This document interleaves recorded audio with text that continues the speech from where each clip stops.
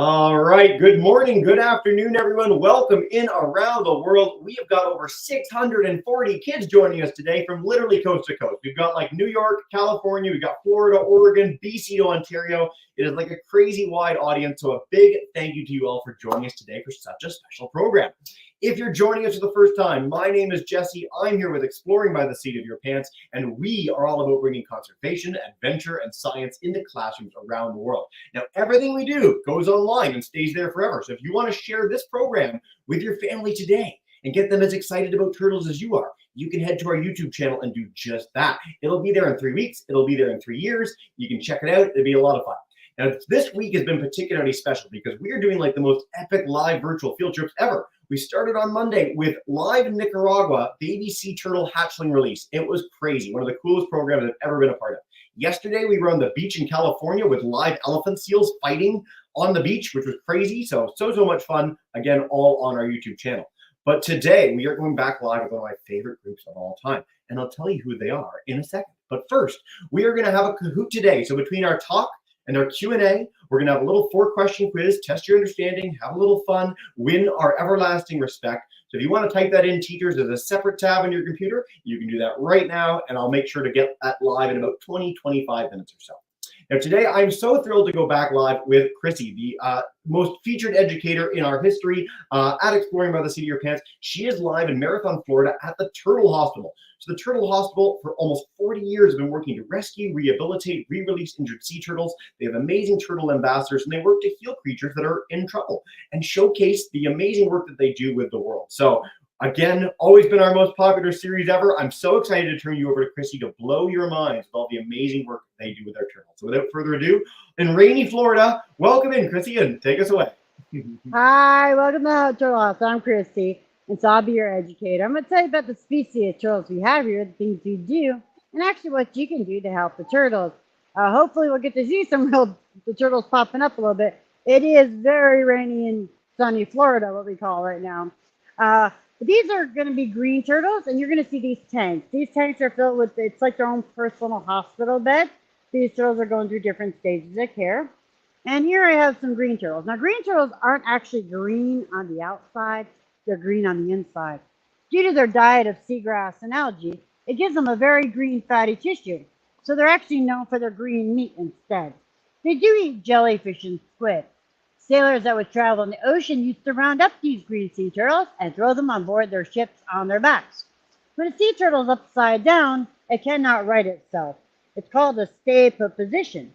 They can stay out of the water for a long period of time. That provided the sailors the fresh meat. Here in the Keys, we had a turtle cannery. They used to can the meat for stews and soups.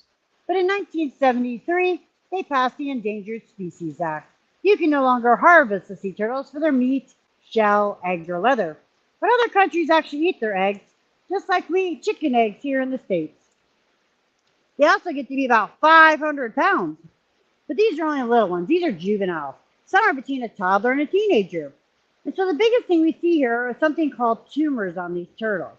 We're dumping pesticides, fertilizers, oil spills, plastics, suntan lotions, any chemicals going into the water stream that are feeding the seagrass and algae, making their food source and the water that they swim in toxic. These turtles, again, are so little, they don't have an immune system built up. When they start feeding on the toxic grass beds, swimming in the toxic water, it breaks down their immune system and they break out into this herpes-like virus. It grows in a cauliflower shape around their eyes, can't see, mouths can't eat, flippers can't swim. And we'll do surgery to remove the tumors. And then they'll be tumor-free for 3 months, 6 months, to a year, and then they get to go back to the wild. It's kind of hard to see her, but this is Oakley. I call them my Beast of Beauty stories. When she came in, they should have named her Chewbacca. She was a furball, and I'm going to show you her picture. That's her intake picture there. You will notice she was all covered and lovely algae growing on her shell. So why does that happen? Sea turtles are actually air breathers. They have to come to the surface to breathe air. When they're not feeling well, they're going to hang out close to the surface, and photosynthesis sets in, and algae will start growing on their shell. And they're moving so slow, they get a bunch of hitchhikers. They'll get worms and leeches and snails and crabs, all kinds of stuff gathered on their shell. We'll give them a bath to remove them because it actually obstructs x-rays. Sneezy here, and then I got Polly over there. I do have a little theme going on with some names. The people who rescue them are the ones who actually named them. So we have Sneezy, Doc, Dopey, Happy, and the rest of them, and Snow White too. Some of them are actually up seeing the doctor today. These tanks are like their own personal hospital bed. Again, they go through different stages of care. And man, let me tell you, are we having a downpour? That water is just flowing through like a river right now. And you can't even see out in the water. Our hospital is actually built on an old motel. So you'll notice there's rooms up there. Well, our rehab staff actually live here, so they're here to meet the turtles' needs 24/7. We do have a couple ambulances. We do have some labs in the back, some storage space, and a room for the doctor or veterinarian. When the turtles can't see, it makes like a sad and depressed turtle. They don't want to swim. They can't see where they're going, and they don't want to eat. They have a good sense of smell. They don't feel like eating. Just by removing the tumors that often perks up their personality, they'll swim and eat the next day. Our turtles actually go see a veterinarian ophthalmologist. They'll go to the eye doctor, and she removes the tumors from their eyes and puts them on cancer eye drops. Twice a day, they'll get taken out of the tank for eye drops, and twice a month, we compile like 5 turtles in the ambulance, and they all get to go on a field trip to Miami to the eye doctor. But they have to have one fully good working eye in order to return back to the ocean. So she's probably been able to save a lot more eyes than us. And right there's one that has poop. This one has a funny name. It's Poop Deck. It actually doesn't have to do anything with poop. It's just part of a boat. And that's what they named the turtle. So. And I have Bubba here. You notice Bubba's in a very shallow amount of water. We just want this turtle to get the rest that it needs. It doesn't, all it has to do is lift its head up for a breath of air. It doesn't really have to exert itself. We can get that a little bit closer because she does have a shallower tank. And she was also hit by a boat. There's an old boat strike on the back of her shell there. Sometimes the turtles will be attacked by sharks too. But how can you tell a turtle's been attacked by a shark if they have 4 flippers, a head, a tail, and no chunk marks out of their shell? They'll have what we call rape lines on their shell. There'll be all these scratch lines all over the turtle's shell. Well, that's due to the shark's teeth. Sea turtles can do burst speeds of 35 miles an hour. They twist, they turn, they maneuver their body, and they actually put their shell right up to the shark's mouth, using it like a teenage mutant Ninja Turtle shield so they can't get a bite of it. So how do we fix their wounds when they come in? They're fresh. Like you and I, we get a cut. You wash it with soap and water, put antibiotic ointment on it, and cover the Band-Aid. Well, you'll never guess what we use for antiseptic. It's honey. Honey's an all-natural antiseptic. You can use it on yourself. And we'll smear those wounds with honey or raw honey or meta honey, and that helps too. We've even used fresh maggots in the past to help clean out wounds, and we use freshwater leeches if they have a swollen flipper. If they have that wound, though, how do we use it with a Band-Aid? There's a couple different things we use. Something called denture adhesive, marine epoxy, bone cement, hooves glue, which is not made of horses, but it is a horseshoe glue. See, horses' hooves are made of keratin. The same stuff your fingernail is, the same stuff a turtle's shell is, and it dries quickly. And the last thing we use, it actually makes our hospital smell like a nail salon. And that would be acrylic, the same thing ladies make their fake nails with. We can use it on a turtle shell. Woo-wee, is the water coming in? We have got one super flood going on here at the moment. Woo! You see a little fish. This is actually what we call the original swimming pool. And it houses a lot of turtles that can't go back to the wild due to their injuries. And it was built in the 50s. And then when the founder, Richie Moretti, purchased the property in the 80s, he did some upgrades. He put in a chlorine pool for his guests.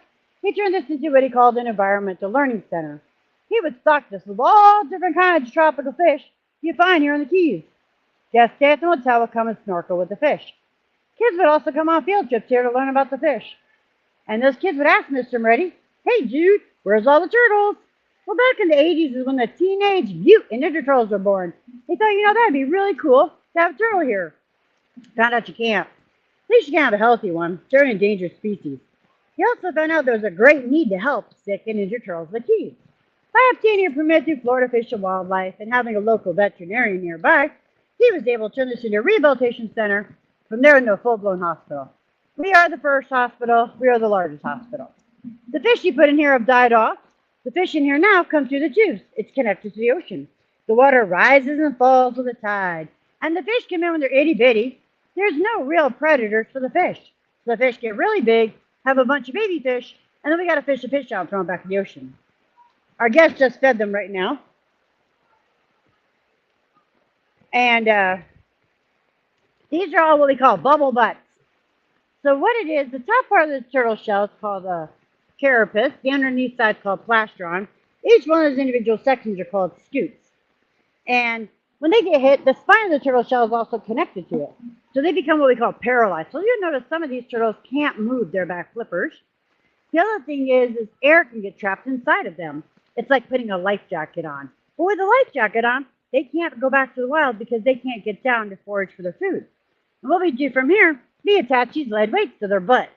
You'll see these round disc and odd-shaped bars in the back of the turtle shell. It's their lead weights, and it makes them more stable in the water. We actually had the original bubble butt here. It came to us in 1989. They also now call it the positive buoyancy disorder. But there is no mathematical equation on how much lead weight. It's strictly trial and error.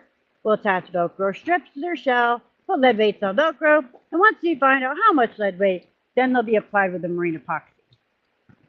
And Kent here, she's one of my bubble butts. Kent is a girl. She's also one of my drama queens. What was that all about? Oh my goodness. She likes to squirt water out her nose like a fire hose. They actually all squirt water out their noses. She just does it very dramatically because she can. I got a little Coastie here. He was actually rescued by the Coast Guard back in 1999, but his bubble butt has stunted his growth. He has not grown at all since 99. The way you tell a turtle's age, it goes by the size of their shell and how much they weigh. They get put in a category of a hatchling, post-hatchling, juvenile, subadult, or adult turtle. Coastie's still the size of a juvenile. His age, he's an adult turtle right about now. I got Sam right there. One moving pretty quickly. Now, one thing about Sam is, Sam's one of our heroes here. Even though he has bubble butt syndrome, Sam is a blood donor. So the turtles that can't go back to the wild, they help save the other turtles by donating their blood. And Sam's one of our most, the one that kind of donates the blood the most. It's usually species to species. We do a blood cross match, and they're doing blood studies to see if they have more types like we do. Yes, the koi there. The one right here, next to the bigger one, that's my juvenile delinquent Toby. She's been in timeout 3 times since she's been here. Well, she used to bite everybody when she first came in, and so she had to go to timeout to learn to play nice. And then she ate something she shouldn't, and then she passed it, and then ate it again. And then she likes to scratch her lead weights off. Now, April here has been with us since 1991. That turtle's blind. April lost its sight due to tumors. One eye is entirely missing. The other eye can only see a little bit of shadows out of. So April tends to stay away from the other turtles because the turtle that can't see and turtles that can't steer, it's kind of hard, just gets knocked inside the head. Now, let's see if we can make it over to see some babies without either getting blown away or poured on. Yeah, don't get blown away, Chrissy. It's not worth it. But we see some babies. I'm really excited. Oh, come on! I'm gonna be a Mary Poppins. I got the umbrella. All right, Montel there. She's one of. At least it's not lightning, or we would have had to cancel it. So we're doing good. I mean, it's just really, really yucky here weather-wise, but we'll get through it. You know, rain or shine, turtles don't care. They like it. It's a change of pace for them. I was just looking for Hanson Bowie, though, because, oh, here she is. She's also one of my famous turtles. She is huge. And what it is she was rescued a couple years back, but when she came in, she had a bit of jewelry on her flipper. It's something called a flipper tag, you know, and they put it on them when they released them. And we ran the numbers and got the information back from that flipper tag. We were shocked because this is her second visit here at the hospital. She was actually here as a hatchling. I like to call the hatchlings nuggets because they're about the size of a chicken McNugget when they come in, right? So she was the size of a chicken McNugget back in 1994. She was with us for 3 years, from 1994 to 1997. She was under a fibropapilloma tumor study and released in November of 97, weighing 35 pounds. You can kind of tell she really doesn't look like she weighs 35 pounds anymore. We weighed her last week. She is 366 pounds, making her the largest turtle we currently have here at the hospital. And it's nice seeing her without the tumors, but unfortunately she was hit by something and she does have that bubble butt syndrome, so she cannot go back to the wild. So she just had some new lead weights put on her. Again, these are all pretty much green turtles. I do have a loggerhead in here somewhere, Medea. She's probably hiding. You know, it's that rainy time of day, and, you know, kind of like us, sometimes they just want to go take a nap when it's raining like this. So some of them are hiding out. But I do have some little ones. Just bear with me. The camera might get a little shaky because I'm going to open it so you can actually see them. We do keep it covered because if something falls in there, they'll eat it. These guys are like toddlers, let me tell you. If they can fit it in their mouth, they will eat anything. And these are little loggerheads. Oh, close your mouth. You're not going to bite anybody right now, little one. Yes, you're not going to bite it. Are you going to bite at the raindrops? Yes, you are. So these are loggerheads. Now, these guys are going to get to be about 450 pounds, 3.5 feet long. And when they're big, they kind of look like a log when they're floating at the surface. Back part of their shell is kind of brown, their head's brown. And boaters would be like, hey, there's a log in the water, log in the water. They pop their big old head out and they realize, well, that is not a log, it's a turtle. So they called it a loggerhead. But they eat the hard shell invertebrates. They like their lobsters and crabs and horseshoe crabs. They can even chomp through a conch shell like it's a potato chip. So when they get bigger, though, for having such a very large head, you would think they would have a large brain as well. For such a large head when they're an adult, their brain is only the size of your thumb. That's it. They're just tiny little brains. But these guys are actually waiting to go back out to the wild. We have a bunch of them here right now. The problem we have is the first years of life, they live in these big floating patches of sargasso. And it's like a football field size, or we call it weed lines too, where it's all that grass. They live on top of that grass floating in the water. The sun helps them grow, and it's like a baby food of nursery food for them. There's little baby snails, jellyfish, bivalves. Unfortunately, we haven't been able to find any weed lines out there to drop them in. We've had the Coast Guard looking for us. We've had the airlines looking for us, and we just haven't been really successful at the moment. But these guys are all ready to go back out, and they're getting in trouble too. We've been having to put them in timeout. And the reason is yeah, babies are used to feeding all the time. Well, we do feed them quite often throughout the day. But they're also like the toddlers that will bite at each other. They're like, oh, let me taste your nose. Let me taste your tail. Let me taste your flipper. So they will bite at each other sometimes. But I think they're a little more spunky right now because they are like in the rain. But unfortunately, too, they're trash dumps. All the trash floating in the ocean has to stop when it hits something. If the sargasso breaks down into smaller pieces of trash, and if they can fit it in their mouth, they will literally eat anything that they can fit in their mouth. I'm going to close this one and kind of go on to the next one. Give me a second. Like I said, we do keep it closed because if something falls in there, they will eat it. I gotta pull the strings out. Don't you bite that string.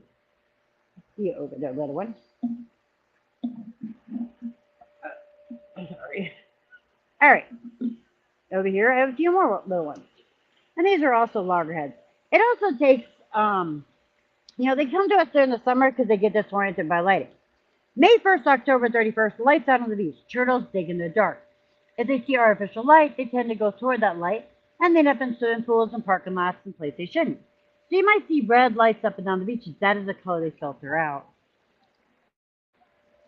And I got a little green one I'm trying to get to. I thought he was in here, but they must have swapped him out from earlier today. See if we can find him. All right, I see you over there now. Here's a few more of them. This little green guy here, he's a little green. What's really cool is the green ones are very white underneath. If a predator is swimming underneath them looking up, they kind of blend in with the sky and the clouds. Boy, are they all feisty. I think they're really liking this rain. Look at them. They're so cute. Are you biting at the raindrops too? Yeah? Mouth open like little birds to remind you of. You notice they got a ridge on their back. Well, that little ridge is called the keel. Loggerheads have it and Kent Ridleys have it. And they think it just makes them look tougher to a predator. They also put their flippers on the back and float very still.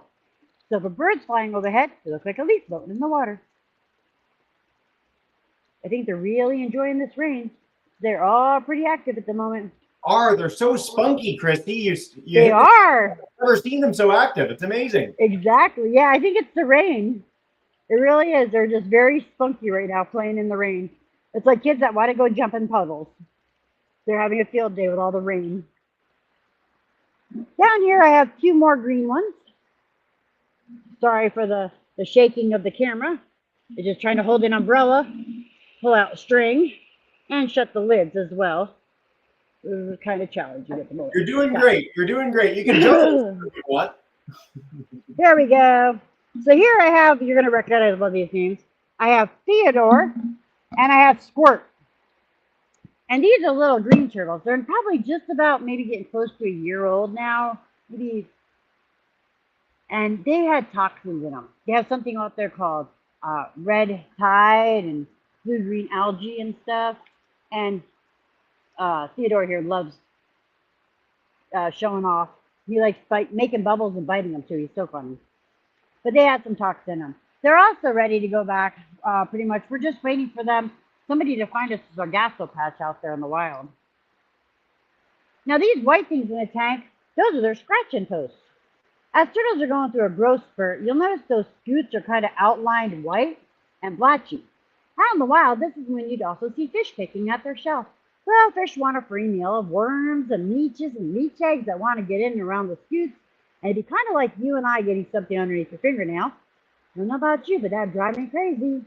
It drives them crazy too. So they actually scratch their shells on corals and rocks, just like we use a nail file. We don't have corals and rocks in the tank, so we built them all the PVC enrichment toys, and they use it to scratch their shells on when they get an itch.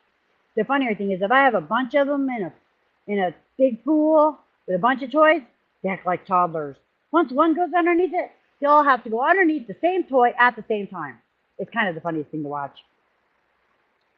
And we're going to go into the next one, because I do have a different species than the other one.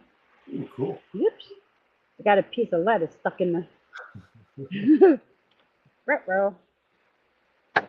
You're trying to get that lettuce, or you're trying to get this piece of lettuce that was stuck over here. Hold on 1 second. There's a random piece of lettuce. There you go, buddy. Got it. Whoops, but there goes my umbrella. Again, sorry. I'm just going to say, Chrissy, after this next one, if you're good with it, I can always go to our Kahoot and questions. Does that sound good? Yeah, we'll do this last one right here. And then I got with 2 turtles I'll do. I just want to do the one on the other side there if we can see her. But I do want to point out this little hawksbill turtle.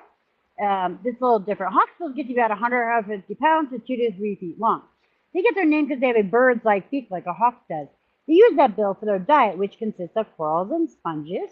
But inside certain corals and sponges, there's a glass-like shard material. So it'd be like eating a mouthful of broken glass. But it's also what gives them a beautiful shell. Unfortunately, they are hunted for that beautiful shell. It was made into something called tortoise and glasses, jewelry, guitar picks. And their shell is actually different from the other turtle shells. The other turtle shells all kind of fit together like a puzzle piece, but the hawksbill shells overlap like shingles on a roof. He came in. You'll notice his shell is a little deformed as well. Sometimes they're found inside the nest.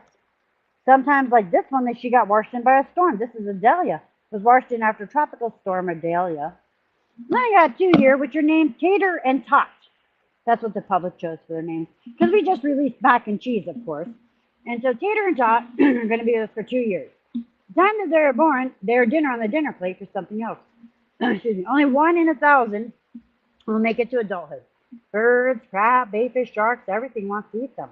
When they leave here at 2 years old, they'll be 2 feet long. The only part they worry about are sharks. In the meantime, they go on field trips. Excuse me, sorry. They actually go to school, summer camps, outreach programs, library festivals, and every year, usually up until COVID, one of them would go to church. They've already been to a couple schools. And then I got a ton more little babies in here. And the one I wanted to show you back there was little fat Brianna. Let me see if I can find her. The people that rescue them are the ones that name them. She doesn't like anybody. She is a huge loggerhead turtle. And she's somewhere in there. Yeah, you probably won't be able to see her. And then I have poor Hank here. Over 10% of his body weight is in tumors. And he is just a little turtle. You're going to come up, Hank, with the umbrella over you so everybody can see you. Look at all those tumors. And he's had a couple surgeries already. Got a lot of tumors on him. All right, I can take a few questions and we'll sit here and just watch the babies for a second. It is starting to stop raining. Well, slow down. I shouldn't say exactly stop, but Slowing down is good. We'll take every bit we can get for the weather for you. But this has been such an amazing tour. Thank you so much for sharing all these things with us, Chrissy, and just exquisite turtles. You guys are doing such amazing work to help protect them. We said, we're going to go live with our Kahoot first, just 4 quick questions for our audience together. And then we're going to go to our class for questions. So all our kids, get ready, get those questions ready. We'll try and take at least 1 per class. But we're going to start with this. And if you're new to Kahoot, the faster you answer, the more points you get. And what you win is Chrissy and I's everlasting respect. So good luck. No pressure. If you get it wrong, that's totally fine. We just want to have a little bit of fun with some questions together. So we're going to get underway with this. And if you're on YouTube especially, try and get those answers in really fast because you're a little bit delayed. Here we go together. And then I'm heading to Miss Pearson's class first when we go to our Q&A. All right, green turtles can weigh up to, we talked a little bit about how big the turtles can get. You guys are pretty big. The leatherback's the biggest. They can get almost a ton, but can green turtles weigh up to 50 pounds, 100 pounds, 250, or 400 pounds? I have a hint for you. I often go big with my answers. So 40 of you in so far? Yes. I think we're going to get a lot of right answers in this one. And indeed, most of you picked our biggest one. Yes. So, Christy, you might even know bigger ones than that. But when we're looking it up, it's 350 to 400 pounds, which is pretty amazing for one turtle. All right. Let's head to our second question together, folks. True or false? We talked about this at the beginning of the broadcast, Christy. True. Do green turtles get their name from the color of their fat or their skin?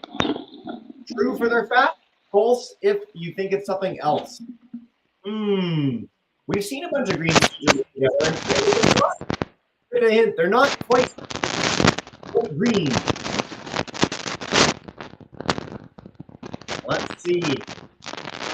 Oh, most of you got this right. It is true. Very good. I'm going to put Christy just in the background for just a quick second. A little bit of audio stuff. We're going to go to question 3 together. Let's see who takes our lead. Oh, Power Puffin, adorable turtles in 4th, though. If we get a turtle name winning the turtle quiz, I think that'll be pretty special. So this is a multi-select, so it's more than one. Pick more than one. It could be 2, could be all 3. What are some reasons that turtles end up at the hospital? Is it boat strikes, tangled in fishing gear, or those fibropapilloma tumors we were talking about? More than one, maybe all 3.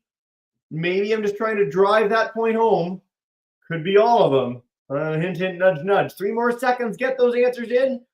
It is all 3. Yes. So anyone who put all 3, fantastic. Way to go.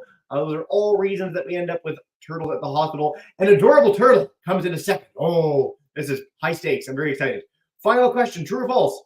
Sea turtle shells, so their outer shell, those scutes that we were talking about, are composed of the same material as our fingernail. So the turtle's shell, like its big thick part, is part of its skeleton. Just like you have bones inside you, the shell is part of them. They can't get rid of their shell. They can't walk out. But on the very outer edge, they got these scutes. What are they made of? Is it the same as our fingernails? Yes or no? The answer is, like a lot of things in nature, yes. Hair, rhino horn, fingernails, claws, a lot of things are made of keratin. So that is the outer bit of a turtle shell on top of their bone underneath. Adorable turtle comes in 3rd.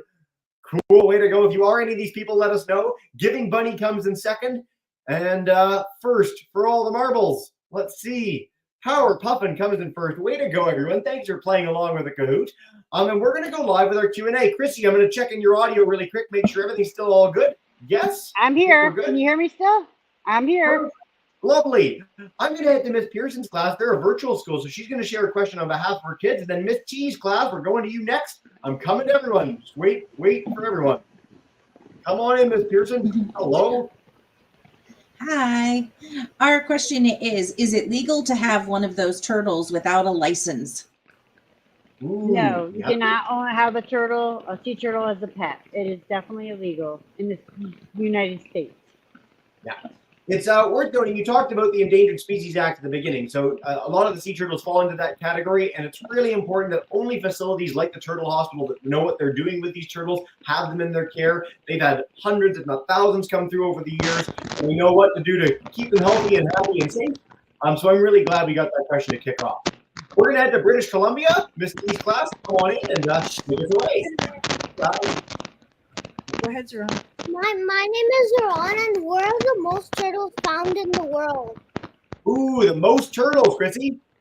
So the state of Florida, on the east side of the state of Florida by the Atlantic, we have the largest nesting site in the world for loggerhead turtles. So you'll find a lot of them gathered, but during nesting season. Turtles are not social, so they're kind of like solitary. But they do also, the Kemp's really do what's called an arrabata, where they all nest at the same time. But the east side of the state of Florida is the first largest nesting site in the world for loggerhead turtles. So we get a lot of loggerheads during the summer. Chrissy, I hate to interrupt. Your audio is really staticky. I don't know what's happening, if it's just where you are or maybe We something try to that's go going on. maybe back over in another area. Maybe. Sorry for A that. little better? Nope. It's the weather. Nope. Very much not better. I'm going to check in just a sec while you reposition. Hopefully everything goes well with that. So for the student who might have missed it, the largest loggerhead colony in the world is off the coast of Florida. There are 7 sea turtle species. Some of them don't actually come there. So it depends on which sea turtle you're talking about. But one of the groups that we shared today, their biggest is in Florida. So I'm going to do a really quick check. Miss D's class, I'm coming to you guys in just a second. Everyone, I'm coming to you, I promise. We got a whole bunch from our YouTube friends as well. So Cookie, we got Miss Van Wallace class, Miss Allen's class. I'm coming to you all in a sec. But let's check back in and the audio's back. Is the audio back in at all? We can hear you, but there's like a real static going on with it that almost drowns you out entirely, unfortunately. I can disconnect it. We Is can it- try with it disconnecting it. It just might be wet, too damp now. I can try Might be. disconnecting it. You can try and leave and come back in a second if you'd like, and then I can show some things while we're waiting. Okay. Sorry, best of luck. If you went ahead and come back, I'm going to bring up just a quick thing for everyone, just worth noting, and I will share this with all our registered classes in a minute. If you want to find out more about the Turtle Hospital, the amazing work they do, if you want as a class to help them save the amazing sea turtles that they do, turtlehospital.org has absolutely everything. Our kids have collectively raised thousands of dollars on behalf of their amazing work that they do to save turtles, heal them, re-release them into the wild. So if you want to check out turtlehospital.org, I really encourage you to do that when we're done today's broadcast. And I'll make sure you guys have all the great turtle content as well, including a link on our YouTube channel to that past live hatchling release just on Monday in Nicaragua. Just a nice wild version of some of the stuff that we talked about today. I'm going to do a quick check-in with Chrissy again. We want to unmute one more time. Miss D's class, I'll come to you in just a second. Thanks for your patience, everybody. I'm trying to get as many good things as possible here with questions. You never know what's going to happen live in the stream. Hey, can you hear me? I can. All right, I took it off I think my headset's too wet. Okay, I think we're a little bit better. We just hear the rain now, so it's just might have I been don't the have headset. any speaker to compete with, so. Yeah. Just Sorry keep for the it trouble. Thanks for making it work, Chrissy. Well, we're going to head to Miss D's class, take a question from them. Hello, Redland Oaks. Hello. Hello. Share with us. How do you tell the turtles apart from other turtles? Nice. How do I tell tell the turtles apart? Is that the question? Yep, you got it. So they're like my children, just like your teachers know who you are. It's the same thing with me. I've been here for almost 10 years, so I know these are like my kids. So And they it's all worth have their own noting. personalities. Yep, we get this question a lot with people in conservation facilities, and it's worth noting that, like, your dog or your cat is different from other people's cats, and you know that instantly. Same deal with the turtles. I know that we're meeting them for the first time and getting to walk around and see them, so they look very similar. But if you spend a little bit of time, or the decade that Chrissy spent with these turtles, you come to know them very, very distinctly for lots of reasons outside of just their look. So I'm really glad we got that question. Thanks, guys. All right, Miss Fletcher's class, we're going to head to our 5th graders there. Come on in and take us away. Hello, future turtle conservationists. Unmute. Hi, my name is Laura, and my question is: do your resident turtles ever mate or lay eggs? Very good question. We do not allow mating. The state does not allow it. The boys get to go to timeout when it becomes mating season. And most of our turtles are not adult turtles. And the few that are, we wouldn't want them to mate. Because the mama turtle actually has to go back to the same beach they were born from. It's called their natal beach. And we don't know what beach that is. Plus, we wouldn't want to add more drama to their already injured bodies. So the boys just get to go to timeout till they learn to play nice again. Very cool question. We haven't had that one in a long time with you guys. So that's really interesting. And again, worth noting for our kids that might have missed that, turtles always go back to the same beach to lay their eggs. So if we allowed them to mate here and they're coming from all over Florida, all over the US, it would be very challenging to get them to a place where they'd be willing to lay eggs. So we don't want to set that up. And I'm glad you mentioned too that the state doesn't even allow it. So that's a really interesting point for our turtle hospital friends. All right, we're going to head to Miss Kearney's class. We're going to take a few from YouTube after that, trying to pack in as many as possible. Really appreciate all you classes sticking around. Fifth graders, come on in Wisconsin. Hey. Have any of your turtles ever like escaped? Ooh. Escape not from their tank, not from the pool. Even during the hurricane, they all made it through in this pool. It didn't fall apart. Now the black bins we put them in when we take them out of their tanks, there have been occasions where they've gotten out of the little black bins that we transport them in. But as far as their pools and their tanks, they've never gotten out of those. Be quite the escape artist. All right, I'm going to take a few from YouTube, and we'll try and take a few more from our live classes before we wrap up together. Miss Allen wants to know, how big do they get, and what happens if their shell breaks off? So they really can't live without their shell. Their shell is part of their body, and it's always growing. We'll work on building up a thick layer of scar tissue in there if they're missing a piece of it. Like Medea, my logger had just popped up. I wanted to see if you could see her. So she just popped up, but they have to have their shell. Yeah. It's their protection. Oh, look at the size of that head. So that's my Holy. loggerhead. See how big her head is? And her brain's only the size of your thumb. Poor brain. Look at the size of that head on that turtle. Wow. Sorry, that was fantastic timing. All right. So worth noting, I was going to say for the shell, you can lose an arm as a person, you can lose a leg as a person, but you can't lose your chest. You can't just be a floating head. So their shell is part of their body. It's where their organs are inside. Worth noting for all our kids. A lot of people think that they can get out of their shells. They can't do that. It's part of their skeleton. We're going to take two more from YouTube. Cookie in BC wants to know, why are the babies separated into groups? Is there any reason you don't just put them all together? We had them all together, and then they all had to go to their own timeout pens because they were biting each other. They're like toddlers that don't know how to use their words, so they're like, oh, let me taste your nose, let me taste your tail, let me taste your flippers, and they start biting each other. And they also have nails on their flippers, and those nails can poke at each other, and when there's too many of them together, they fight over food, so it's just easier to keep them separated. Like I said, they're ready to go back out to the wild. We just can't find a sargassous patch or a weed line to drop them in, unfortunately. Yep. Great question, guys. Thank you for that. That's adorable.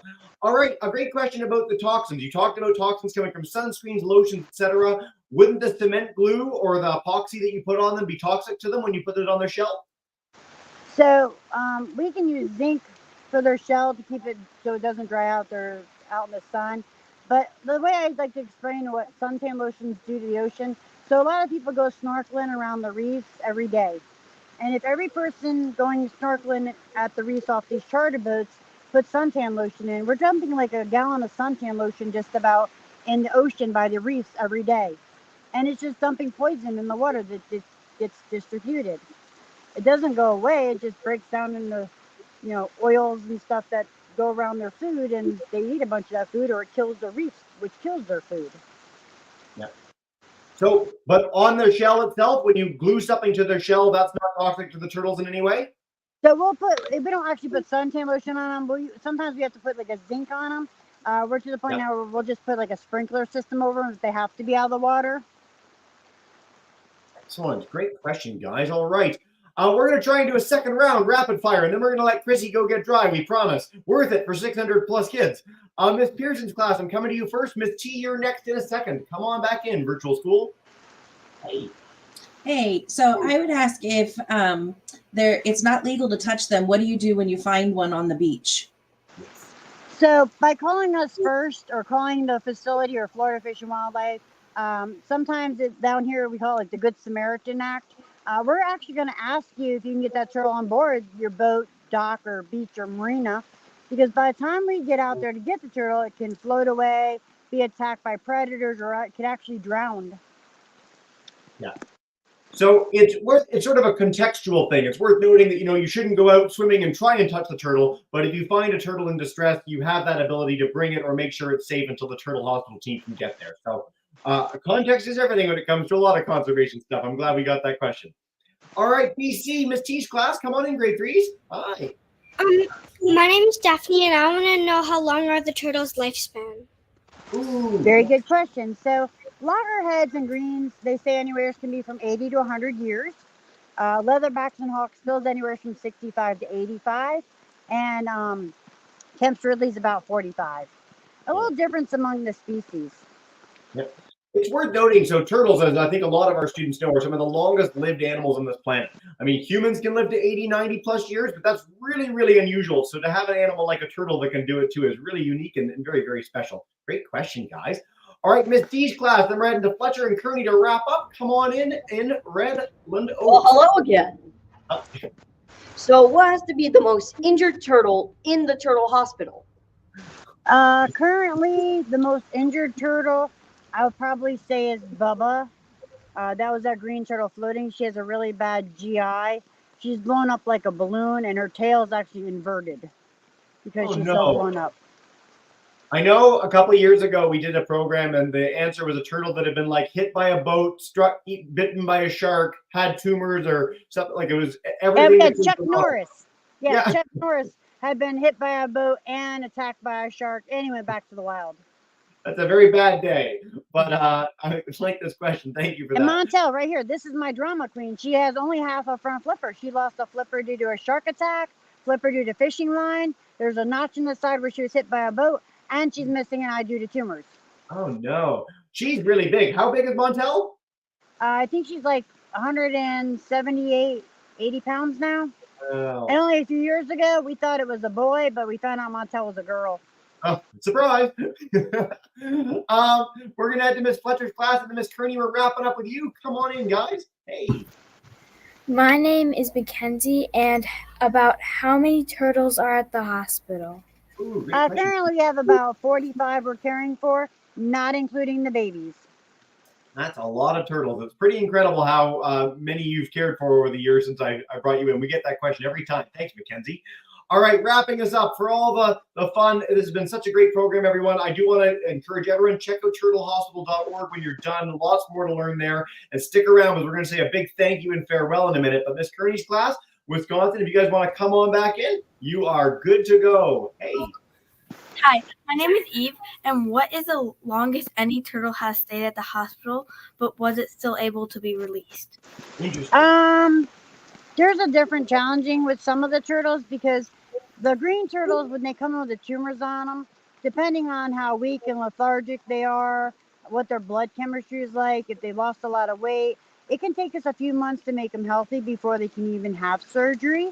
And then they'll go through months of surgeries to remove the tumors, and then they'll be here like sometimes a year or more before they can go back to wild, as long as they get no regrowth. So, 2 to 3 years is probably the longest some of the turtles have ever been with us with the tumors and regrowth of tumors before they can be released.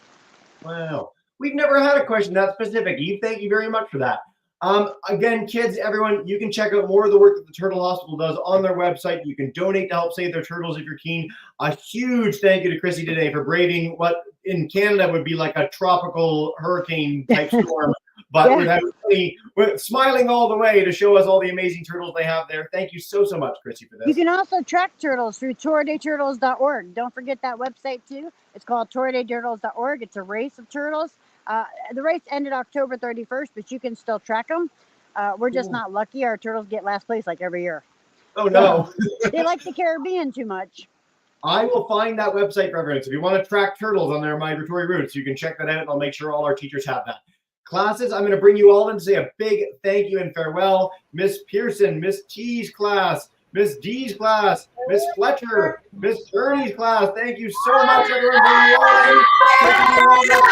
Thank